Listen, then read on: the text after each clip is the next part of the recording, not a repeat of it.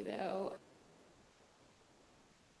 Say it again. It's in December, it has to be in December. Our next JeQuAL event is a Hanukkah party. I can't remember if it's maybe the 16th, but maybe it's later. I have it on my calendar, so I can. 15th sounds right. Let's see. Aw. Oh. Aw. Everybody wish Jessie well. Carol Golden is joining. Let's see. Did Darlene go home, or is somebody using? Yeah, computer? Darlene's on it, yeah, but she's gonna try and pop in online for a little bit. Isn't she going to a movie? Yeah. I love your message. Your She's gonna pop in before and then Two, just three, pop out. That was her 4, plan. 5, 6, I'm gonna put people on the screen until we 14th. No. December 20th. Yeah, December 20th at 5 p.m. is our Hanukkah party. It's going to be at Darlene's That's house. a Sunday night, I think. No, Saturday night. Saturday night, yeah. That's good to know. The 21st is Yeah. Toward the end of Hanukkah. And we don't have any 2026 programming yet, but we are, it's happening, right? Planning is happening. Okay. I think we are good to, well, basically good to start. Let me pull up this little profile. I'm not sure why it's only showing 4, but Darlene's on also. Oh, okay, she probably just doesn't have her camera on because I think she's driving. Yeah, it's supposed to show that anyway, but I'm not sure why it is. But Weird. let's slide. Okay. Well, hello everybody. Welcome to today's JeQuAL event. I'm really excited to introduce Rabbi Julia Watts Belser. So Rabbi Belser is a scholar, activist, and spiritual teacher, as well as a longtime activist for disability, LGBTQ, and gender justice. She is a professor of Jewish studies in the Department of Theology and Religious Studies at Georgetown University and core faculty in Georgetown's Disability Studies program. Her work brings ancient Jewish texts into provocative conversation with disability studies, feminist thought, queer theory, and environmental justice. Her latest book, Loving Our Own Bones, Disability Wisdom and the Spiritual Subversiveness of Knowing Ourselves Whole, won a National Jewish Book Award and the Grimoire Award in Religion. She's also an avid wheelchair hiker, a devoted gardener, and a lover of wild places. And so today we're going to be having a discussion about Moses from a disability justice lens. We're going to be doing a very discussion-based text study. So we're hoping to have like lots of interaction among all of us.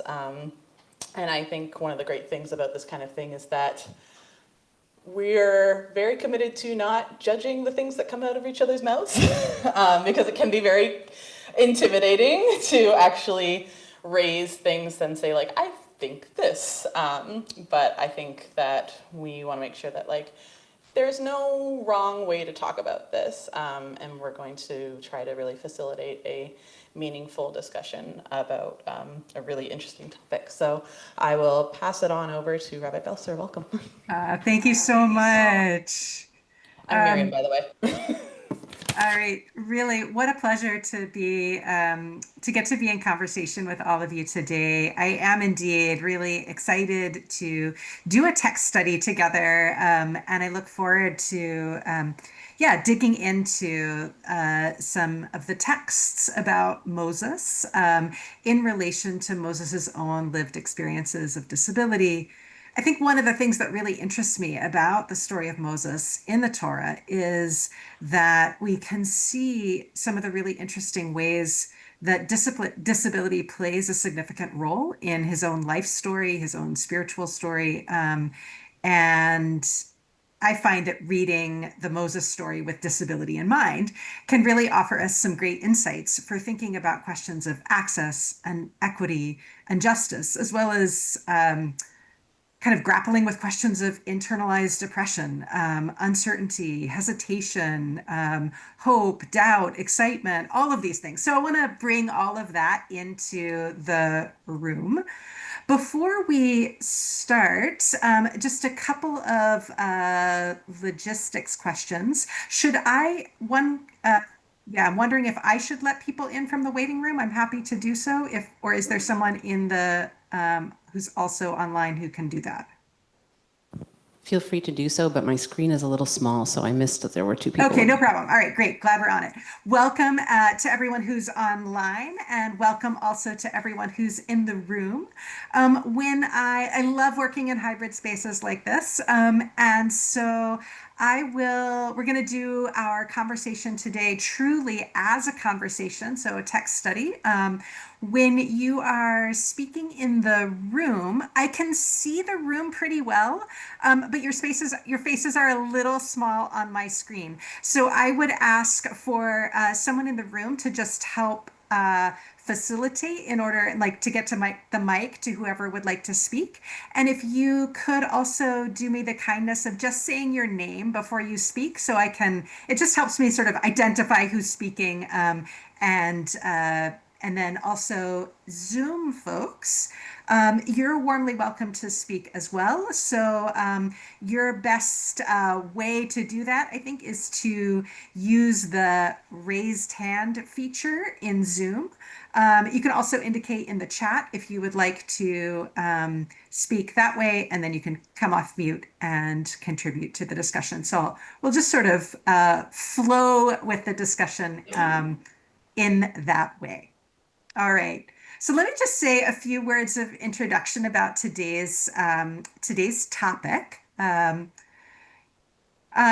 you know, in my book, Loving Our Own Bones, I write particularly about the way that disability, thinking about Torah, bringing Torah into conversation with the wisdom and the insights of disability communities can be a powerful way to open up new perspectives on religious text.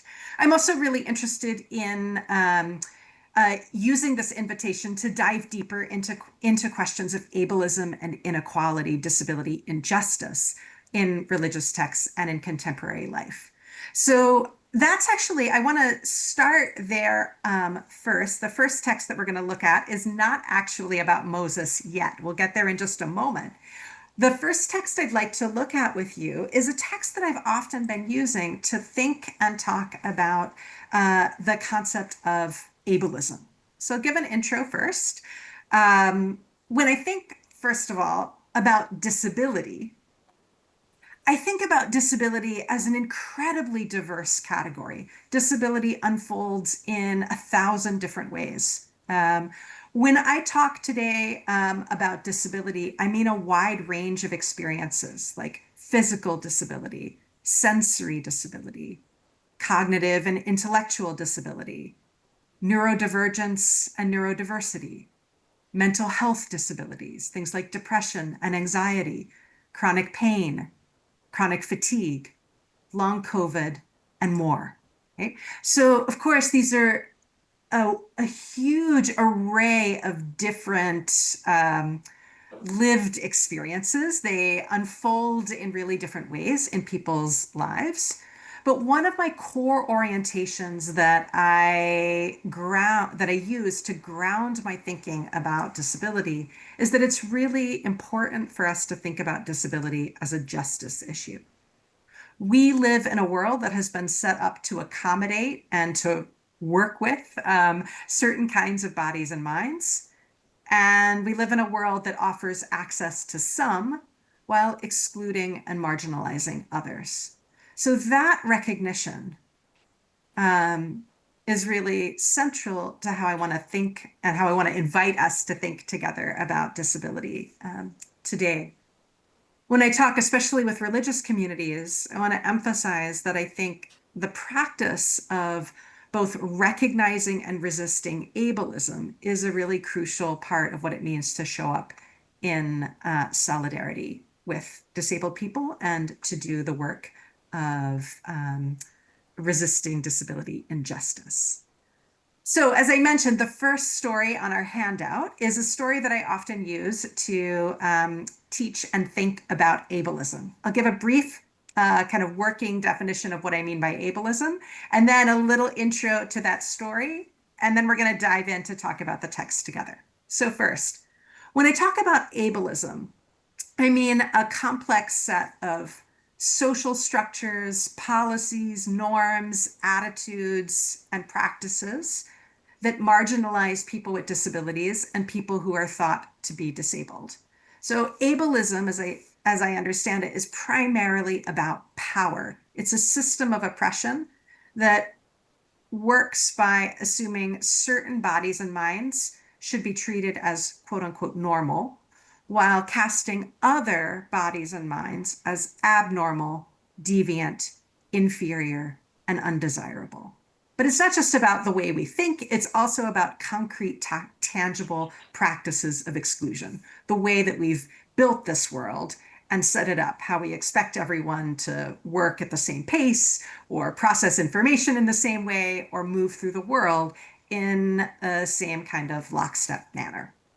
So there's a Jewish text that I really love to use to think about the impact of ableism in practice. And it comes from a surprising place. It comes from the Talmud's discussion of the wicked city of Sodom. That's in Genesis 19.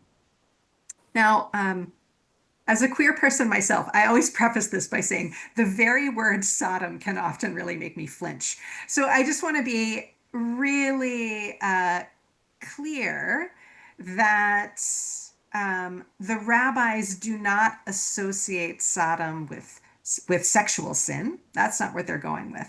They go in a really different direction. They teach that the city of Sodom was sinful because of their hard-heartedness, their cruelty, and their greed. And there's a lengthy discussion in the Talmud where the rabbis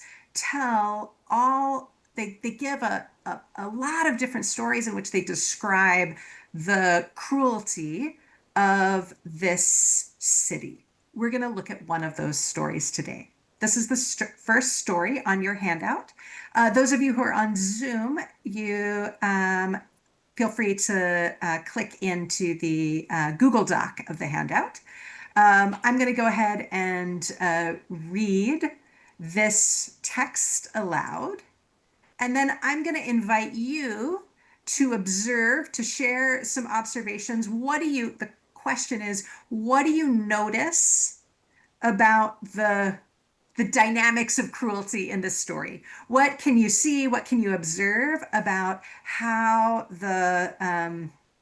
what's wrong with what the people are doing here, right? Again, the rabbis are telling this story to say, don't do this. This is the height of cruelty. This is a kind of description of what the paradigmatic wicked city was like. All right, so text 1. They had a certain bed on which they laid all travelers. If he was too tall, they cut off his feet. If he was too short, they stretched him to fit. They had a certain bed on which they laid all travelers. If he was too tall, they cut off his feet. If he was too short, they stretched him to fit. All right, that comes from the Babylonian Talmud, Sanhedrin 109a. And I would love to think with you about this text. What do you notice about this short passage? What stands out to you? What can you observe about the way the cruelty, the violence is unfolding in this story? Someone want to start us off?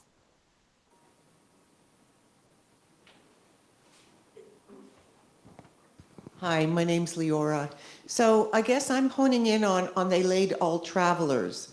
Does that mean that the Babylonians were exempt from this draconian Love approach? that. I love that observation. So it does seem that the people in the city of Sodom, right, the people who were residents or at least elites in the city, right, seem to be steering clear of this kind of practice. They force all travelers onto the bed. That's a really nice observation. And I think it's allowing us to see one of the important dynamics of the way that violence unfolds here, particularly targeted toward people who are perceived as outsiders on the margins, right? We might imagine the rabbis thinking, this is really not how you do hospitality. Love that. What else do you all see?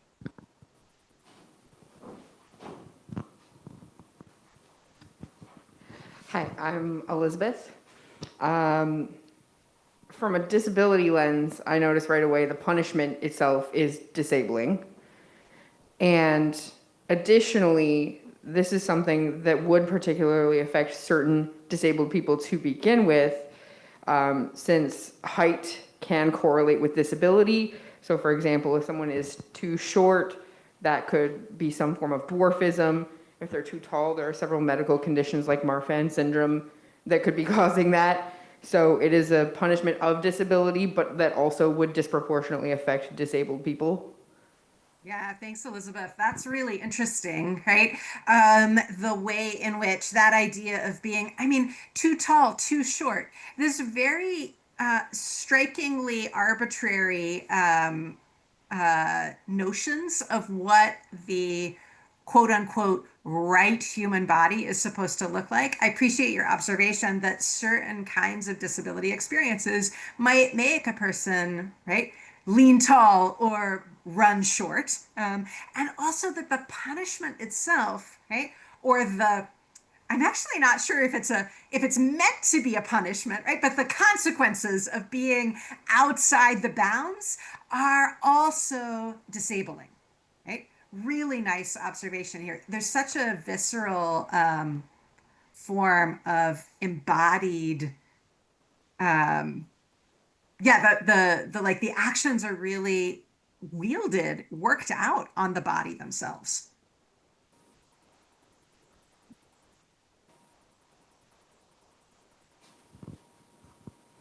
Hi, I'm Catherine. Hi, Um, Catherine.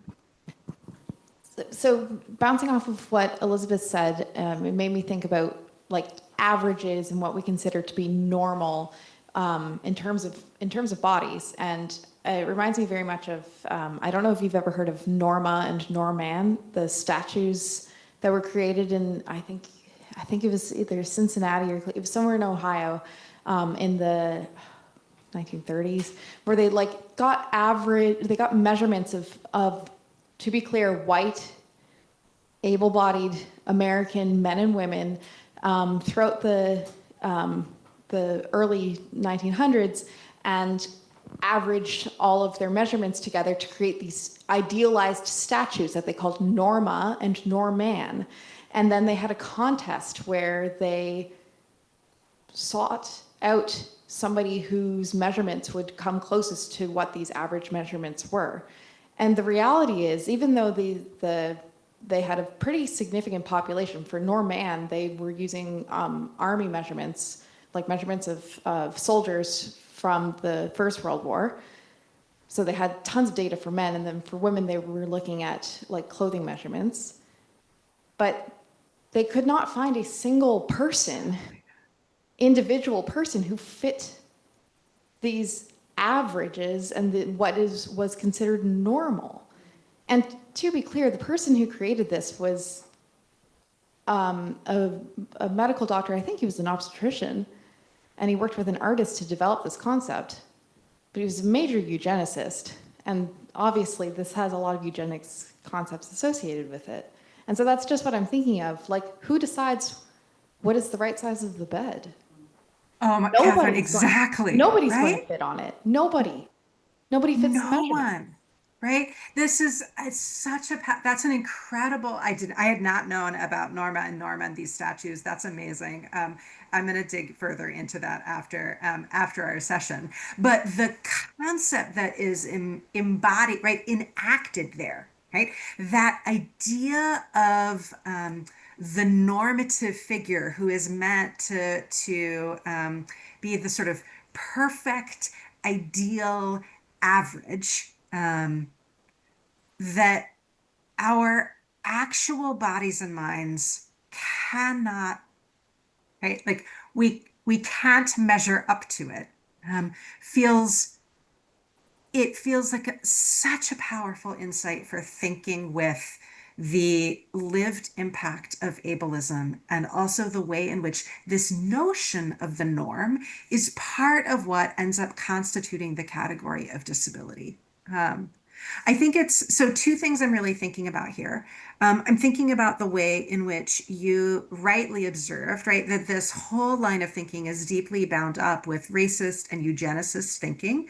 It is, we see it also, right? I always think about ableism as a system that runs hand in hand with white supremacy, with the idea, also with heterosexism, with gender injustice, like all of these systems of of inequality that are related to a notion of idealized body mind normativity.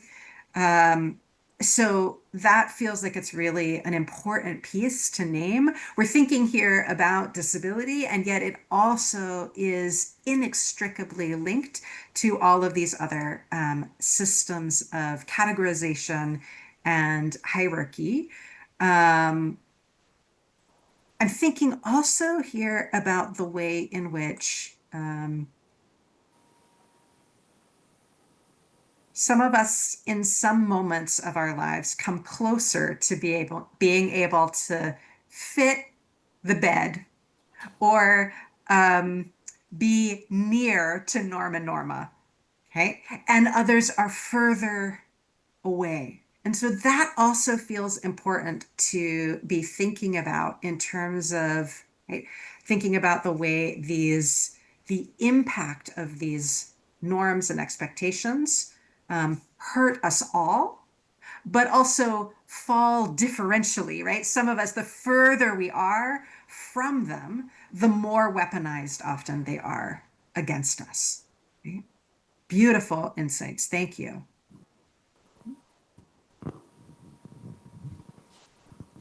I'm Miriam, and that made me, as someone who is also kind of involved in like fat liberationist movements, like I see a lot of that in that, yeah, like BMI, right?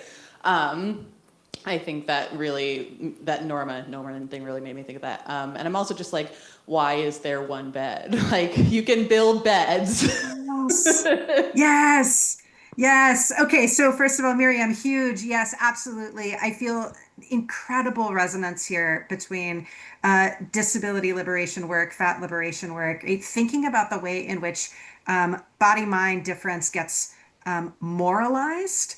Also feels like such an important and potent place where fat liberation and disability liberation works are often like trying to push against the same kind of judgment, both on body size, shape, functioning, etc., but also the moral judgments that often get put on people for not for not matching this ideal. But oh, huge yes to your question about like why is there only one bed size, right? I mean, that I think is the crux of well, there's two places where I really see the cruelty. First, the setup that everyone is forced to lie on the same, right, the same bed, right? Build your beds to fit the people rather than forcing people to fit the beds. Right? For me, that is a cornerstone reorientation that disability, right? That disability movements ask us to make in the world. Thinking about acknowledging the diversity and the complexity of body-mind difference, and saying when bodies and minds don't fit, the obligation is on us to build a better bed, okay? Rather than requiring the body mind to contort itself, right? Or suffer violence in order to fit that neat, niche, small, one size fits none bed. Mara. Hi, sorry, it took me a second to find my audio button. All good. Building on the last comment and your response to it, I'm also struck by how there's not the possibility for, say, someone tall to just sleep sideways or curl their knees, or someone short to say, well, this is fine, I get extra space. So there's not any possibility for people to sort of create their own fit with the space. I love that so much. Yeah, this idea that in fact, one of the really, uh, one of the spiritual, political, practical skills that many disabled people develop is to figure out how to hack inaccessible environments and make a not ideal bed, right, work for us. Right. And so, Mara, that's a really beautiful insight that, in fact, a tall person might very well just be like, oh, I'll just make this work. Or a short person would be fine with a bigger bed. I mean, I actually feel like the question of why do they stretch out the short person? I mean, this is particularly we see here this way in which the people of Sodom, right, the people in this wicked city have a fixation on making sure there is an exact correspondence between body and bed, right? There's no reason why the short person couldn't just have some extra room at the bottom of the bed, except for this vicious, cruel idea that, in fact, the body is required to align with the precise parameters of the bed. So Mara's observation that, in fact, right, allowing people latitude, right? I think ideal would be have a bunch of different beds available, right? But if not, at least allowing people the latitude to sort of figure out how they will make the best of the bed that they have also feels like a really interesting and important option, which was not a road not taken for the practitioners, the people of the wicked city. So this feels like a really potent, right, set of insights to bring into our conversation about Moses. Right? I'm interested in thinking here about the way in which we see Moses also grappling with a question of disconnect between his own sensory affinities, his own communicative affinities, and the expectations, the tight expectations of the people, of the world in which he lives. Right? We're going to take a look at a couple of texts now from Exodus chapter 4 that describe the moment when God speaks to Moses, calls to Moses, and resolves to send Moses to Pharaoh in order to free the Israelite people from oppression during the period of their enslavement in Egypt. This is a familiar story that you may well know. Moses, right? Moses is called by God to go speak to Pharaoh, and Moses has deep doubts.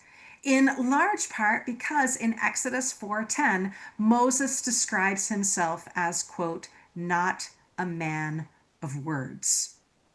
The Hebrew phrase that Moses uses to describe his mouth and tongue, kvad peh ukvad lashon, it's a phrase that is describing, right, that Hebrew idiom, the phrase a heavy mouth, a heavy tongue, is often used to associate emotion that requires particular effort or difficulty. Many traditional Jewish sources describe Moses on the basis of these words as having some kind of a speech disability or a stutter. So let's start here with a powerful recognition that Moses is a disabled prophet, and his disability is also recognized and actually affirmed by God. But we will see that Moses feels uncertain, right, about how to, right, deeply anxious and uncertain about if he should go forward. He, in fact, spoiler alert, right, says to God that God has the wrong person for the job. Okay. So I want to take a look at this text together. I want to dig into some of the Hebrew and English phrasings as well to think a little bit about what's going on here. I'll read the text again. I'll invite some observations from you as we think together about this passage. Okay? So Moses said to God, "Please, oh my Lord, I have never been a man of words, either in times past or now that you have spoken to your servant. I am slow of speech and slow of tongue." That's the JPS translation.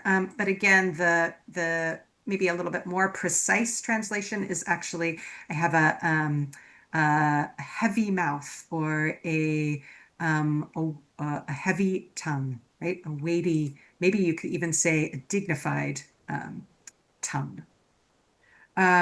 The next, God answers Moses by asking a question. Who gives man speech? Who makes him mute or deaf, seeing or blind? Is it not I, God? Now go, and I will be with you as you speak, and will instruct you what to say. So let's talk a little bit about these 3 lines. What you notice, what questions you find yourself thinking with here. What's what comes up for you as you're thinking here about the way Moses is responding, the way God is answering Moses? Hi, Hi. Rabbi Belser. I was so delighted to see this quote in your text. And I'm Chava, Chava. revolutionary shit disturber. Yeah. So for many years, like 30, 40 years, I've been organizing liberation seders. And one of the things that I've done in the Haggadah is I included a paragraph about Moshe as the liberator or leader of the Jewish people. And what do we learn from the fact that he's disabled? And what I found interesting is that some people at the Seder resisted the idea that Moshe was disabled, and that others said, well, Moshe was disabled because Hashem thought he should be, and that it would be more palatable to the Pharaoh. He wouldn't be as threatened by Moshe if he was disabled. But that the attitude we have, but my point was going to be that some of the people at the Seder differentiated between somebody like Moshe, who had a disability because Hashem decided, and some people who become disabled as a result of things like addiction or not looking where they're going or whatever. In other words, the deserving disabled and the non-deserving, putting disabled persons against each other. Is my point. Yeah, really appreciate what you're thinking about here, Chava. I think my first response is actually to just reflect on how painful that pitting, right? I hear you too really resisting that move of the deserving, the non-deserving. I'm thinking about the way in which, right, like one of the things that we so often do as humans is like put moral judgment on so much, right? So I think it's really worth interrogating a little bit these questions about how we hold certain forms of experience as right, separate from others. I actually find it really helpful to deliberately try to break down this idea of first, that people should feel an obligation to kind of tell the story of how they came into disability experience, or to give an account of that. Okay? And so I think it's really striking here. When I hear this line of right, there is a way in which Exodus 4:11 is perhaps most easily understood to be about a certain kind of congenital disability, right? A disability that someone is born with. I think it's sort of easier to imagine that God as involved in making that. But I actually would kind of encourage us to sort of step back and see the whole complex of disability, whether acquired. I mean, people come into disability in so many different ways, through age, through accident, through violence, as a consequence of oppression. There's so many different complex stories of how disability comes into the world. That I think also the idea of congenital disability is really complicated in that regard. I'm glad to say we don't tend to do that as much today. But there used to be a whole tendency of blaming, right, of mother blame for children who were born with disabilities, right? So I think the whole enterprise is really risky, right? And in that sense, I find it really powerful to read this moment as a moment in which God expresses God's own interest in and investment in there being different kinds of body minds in the world. Mute, deaf, sighted, blind, right? Mouths of different shapes and capacities. This seems to be part of God's design for the way the world could and should be.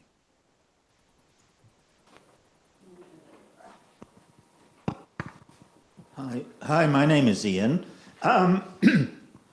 What I'm thinking about with verse 12 is the importance of adapting and modifying situations for people who are not fully abled.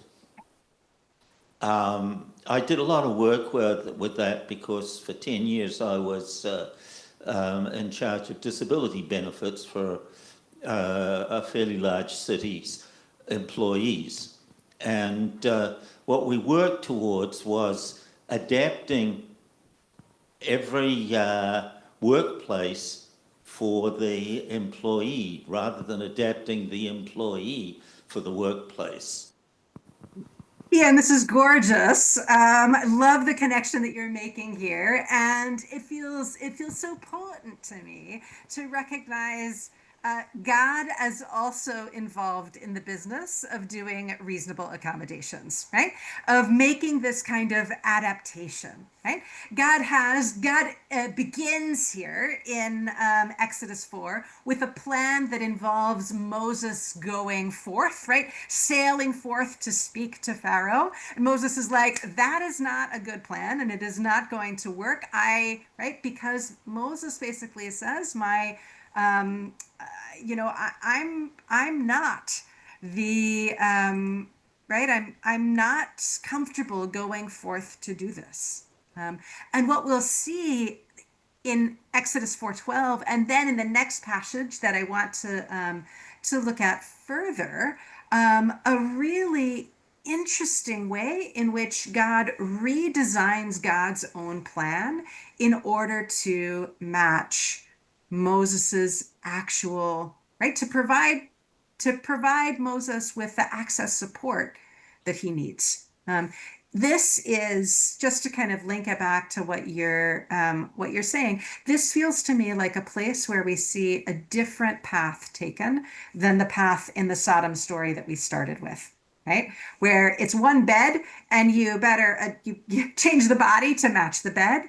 Here, God's saying, I designed this world so that there should be people of many different kinds. And I'm going to also adjust my own plans in order to make, right, in order to provide support and access as needed.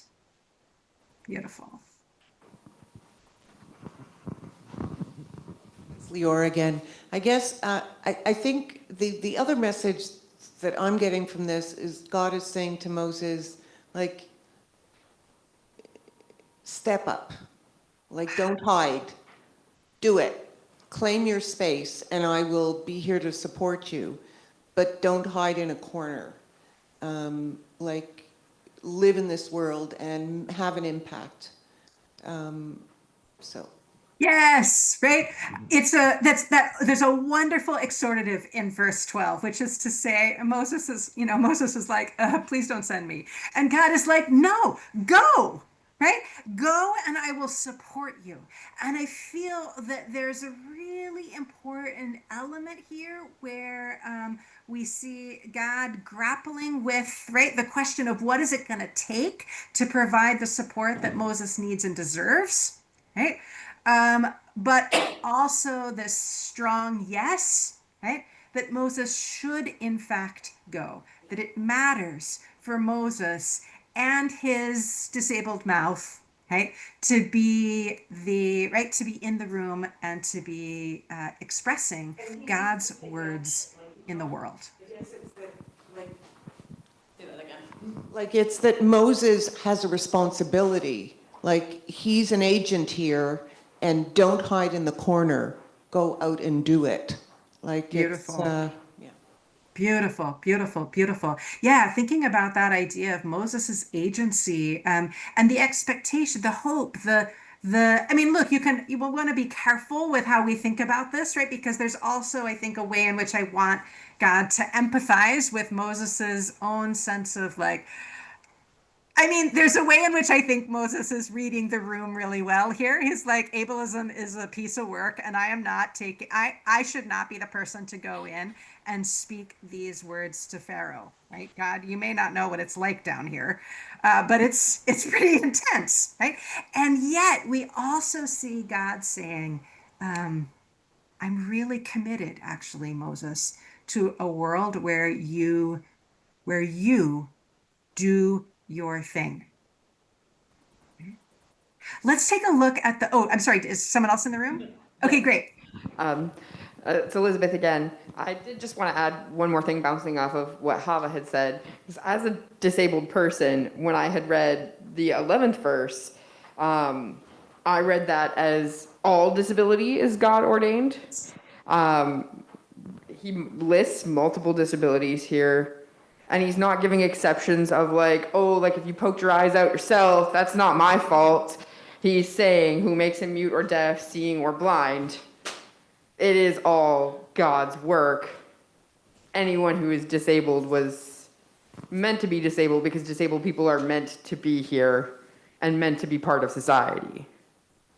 I think about this too with aging, right? I think about the way, regardless of whether we currently experience disability, almost all of us, should we live long enough, will age into more disability experiences. And I'm thinking about that also as sort of part of the divine design, right?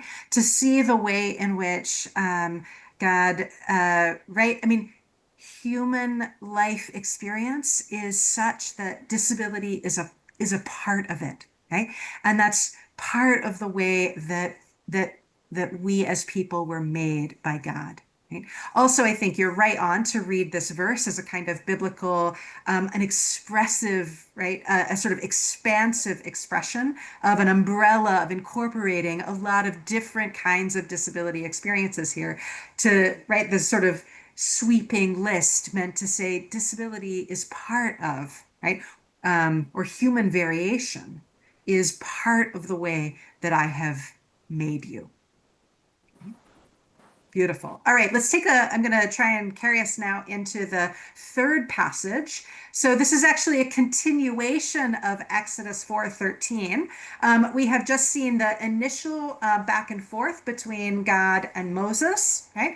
Where God gives this really stirring call, Moses, go forth and do it. Okay, and I got to say, I kind of love this moment here for the way in which Moses, right, disabled prophet, is like, God, I do not want any part of this business. So in verse 13, Moses says, please, oh my Lord, make someone else your agent. Right?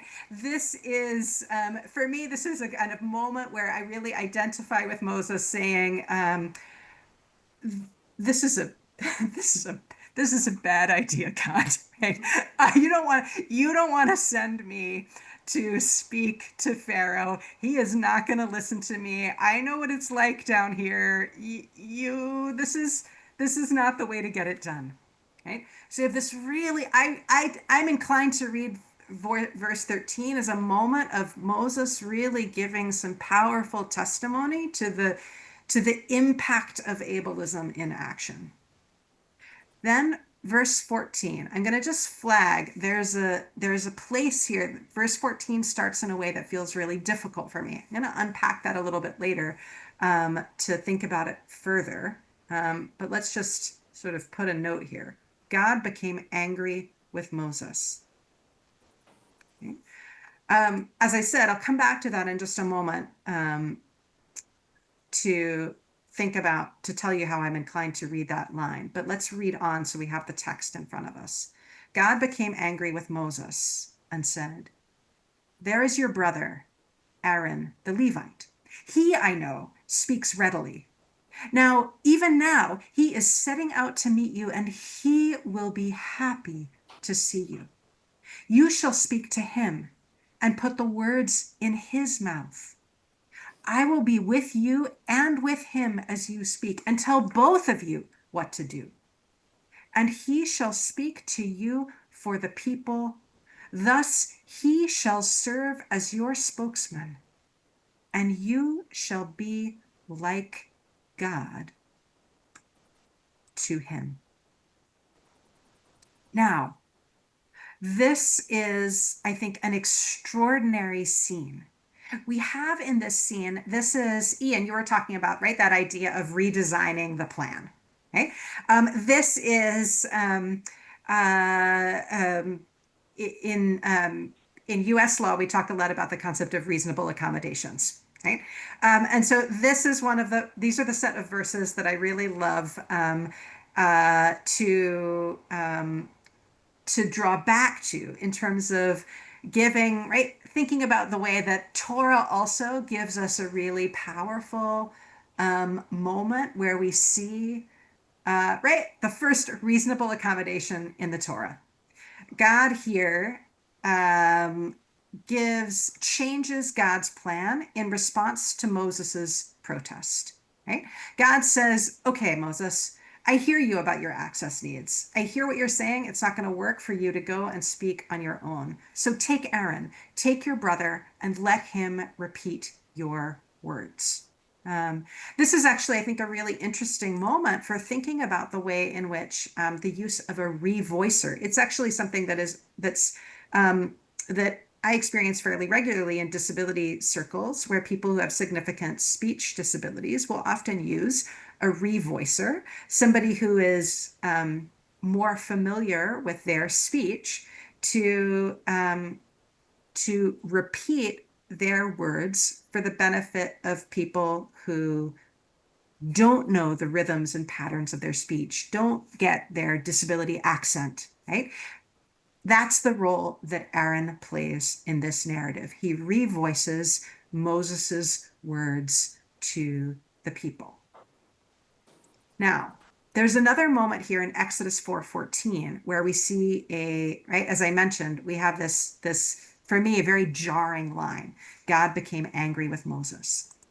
I'll be honest with you, when I now have a reading that I really love of this verse.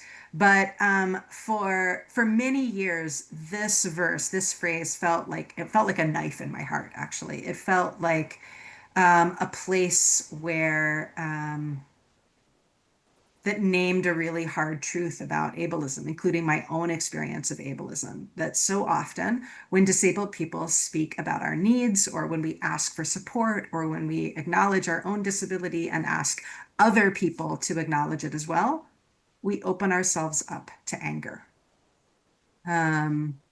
So I don't want to paper over that pain. It feels actually really important to me that we get to see that moment. But I actually also want to offer us a kind of different way of reading. So I'll lay out the way that I've been thinking about this text myself more recently, and then I'll open it up so we can talk together about it.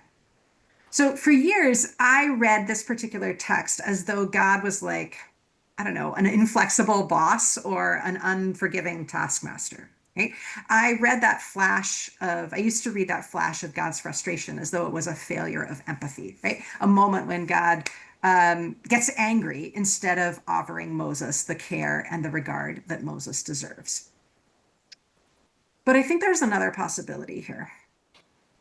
What if that moment of divine anger actually reflects God's own vulnerability? As I'm reading the text now, I'm more inclined to imagine both Moses and God as having access needs. God needs Moses.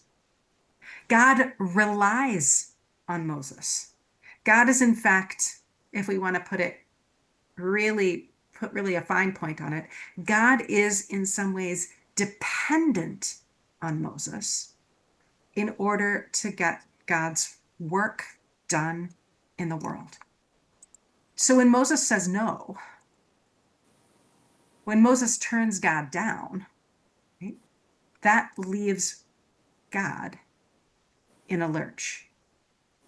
I came to this in part because of thinking about the way that, right, thinking through disability experience. I don't know about you. I don't know how you imagine or think about God in the world, but it's been my experience that a lot of people default to the notion that God is like all powerful, all capable, all authority, all the time.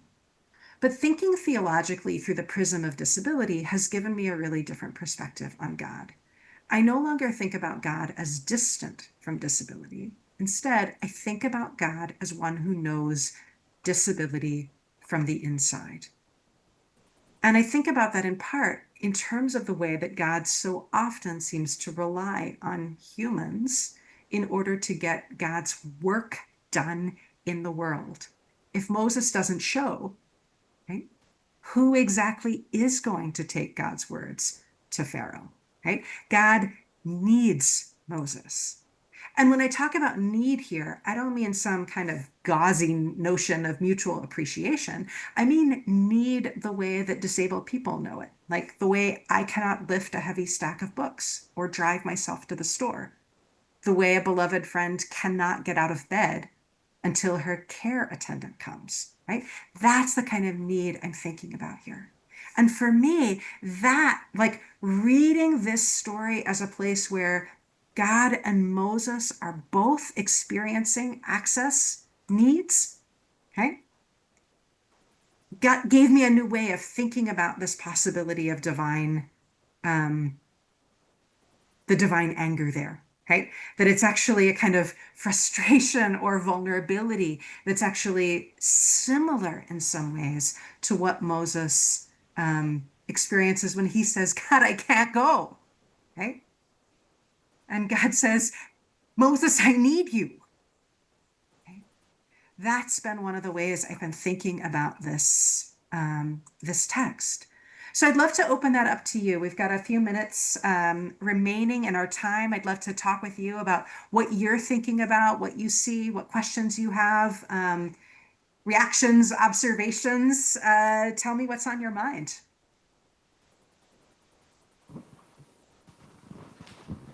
What strikes me is what follows after God says, where they say God is angry with Moses, what he says after is actually very accommodating. Yes. And so he's not chastising Moses. He says, okay, well, let's figure out a plan. So it seems to me like, I don't know why that statement is there, because his subsequent statements, like he's problem solving with Moses. And is it that he needed to be angry? Like there needs to be a tipping point for there to then be some sort of workaround? But there was no anger in what he said after that. Leora, that's so astute, right? And I'm with you, right? There's a way in which it feels like to me there should be, if we want to read God became angry with Moses, right? As a moment of anger, as we usually interpret it, right? It is so startling what happens next, right? We don't see outrage. Instead, exactly as you say, we see a kind of immediate turn to like, okay, we got to figure this out, right? Let's figure out this alternative. And I think for me, that's part of why I've been inclined to say something doesn't compute here for me about reading this anger solely in terms of this idea of like, oh, like God's mad at Moses, right? No, I think that's where again it feels to me more elegant with the text to imagine that that that that that anger as a kind of moment of divine vulnerability, or like I don't know what to do, right? That then immediately swings into like, all right, let's figure out what we can do, right? What are our options here? Okay. And then we see them problem solving together, conscripting Aaron a little bit, which is of course a bit tricky. Though I think there's a beautiful moment here where God says not just that Aaron is an easy speaker, a smooth speaker, but also he will be happy to see you, Moses. Right? Acknowledging here that there is a kind of desire for intimacy, close connection. God's invested in making a good shidduch, making a good partnership here, so that Moses really gets the access support that he deserves. Elizabeth again. So whenever there's like a line in the Bible that kind of gets me like, what is happening? It usually leads me to think about like biblical authorship. Yes. And when I'm reading this, I can't help but note like the clear message is obviously that like asking for an accommodation is a reasonable thing, and that, you know, that people who care will genuinely be happy to provide those accommodations for you. But that in this case, the author can obviously imagine that like accommodations are a reasonable, necessary thing for people to ask for, but is also, the ableism is so ingrained that they can't imagine God would be happy to provide them. I know. That on some level, God is going to be angry about it. Because any person, even if they're providing a reasonable accommodation, is going to be like, this is infuriating. And when I read passages like this, I just can't help but think about like the actual person who sat down and wrote this and was like, God must have been mad. Because that to me just speaks to like millennia of ableism more than it does to anything else. But I don't necessarily think it lessens the fact that like the rest of the passage very clearly indicates that accommodations are reasonable. So beautiful. I so appreciate the way in which, right, you're thinking about the way like the ableism so steeps into consciousness, thinking, experience, right, that it's almost impossible for the biblical writer here to imagine an accommodations process that goes totally smoothly, right? I mean, like relatable. And ultimately, though, it really lands on that place of feeling the urgency, the importance, right? The weight of our passage, right? Lands on this emphasis on making sure that Moses, in fact, gets what he needs. There's another really gorgeous line and weird line in verse 16, which I'd love to call to your attention as well. It's the end of that verse, right? So God is describing the relationship where God will be with you.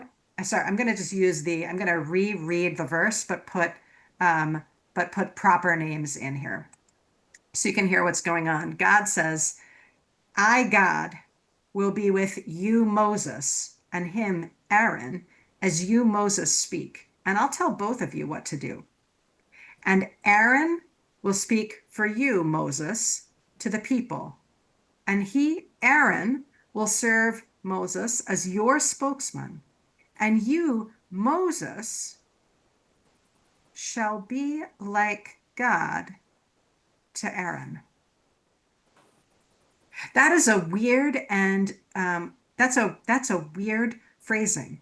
It is also a phrasing that suggests actually that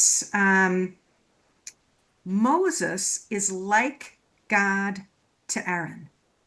Many translators and many commentators blunt the force of this claim, right? Rashi, for example, influential medieval Jewish commentator, says, oh, it just means that Moses is in charge. Moses is Aaron's superior.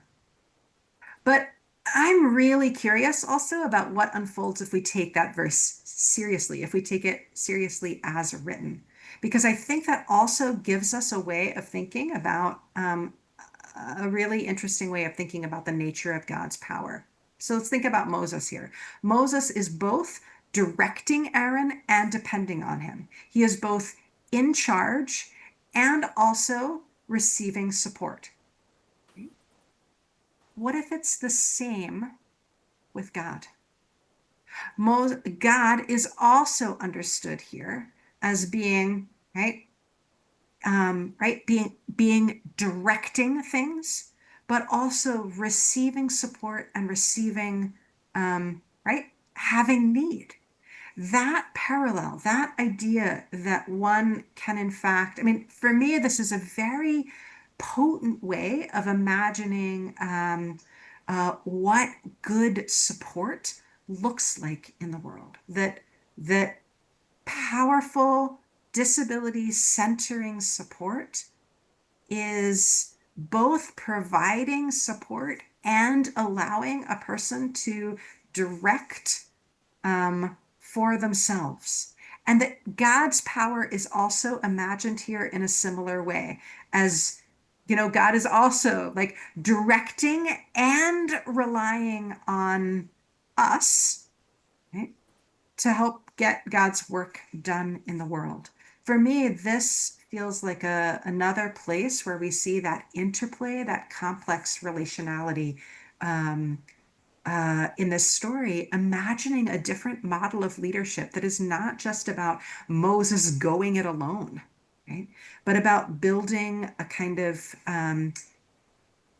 intimate relationship of mutual support, where God, Aaron, and Moses are all needed in order to do the work of bringing about liberation.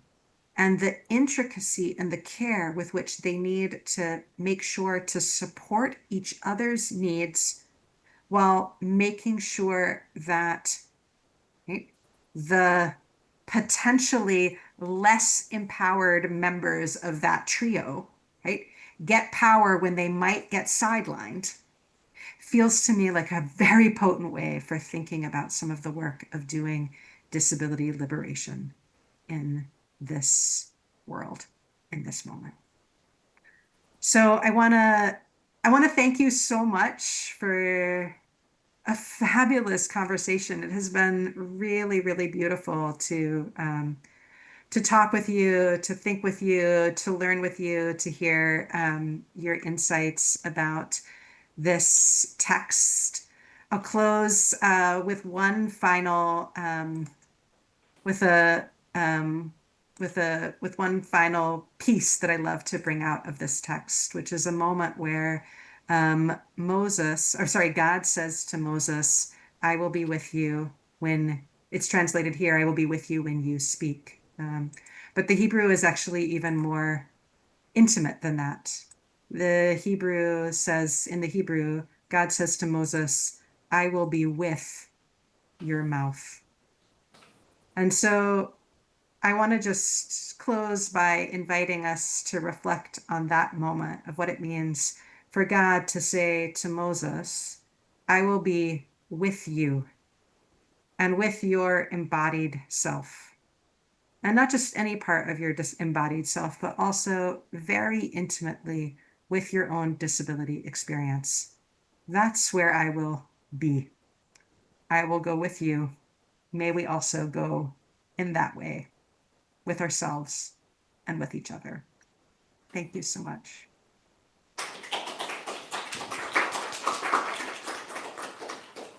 Thank you so much, Rabbi Belser. This has been a really wonderful conversation, and we really appreciate your leadership. I want to thank you. I want to thank Rabbi Dressler for navigating the Zoom of it all, and Pam for all this organizational work that she's done here and at all times.